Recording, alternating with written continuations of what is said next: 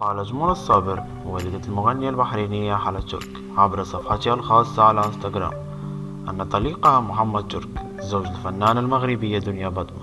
هو من ينشر على حساب حلا، وأن الطفلة لا تملك الرقم السري للدخول عليه. وأشارت الصابر التي حصلت على حكم من المحكمة بحضانة الأطفال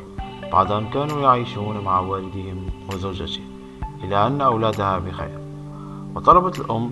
من كل من يتابع القصة أن يتفهموا الأمر وأن يتركوا للأسرة مساحة من الهدوء لتعود جميع الأمور لطبيعتها.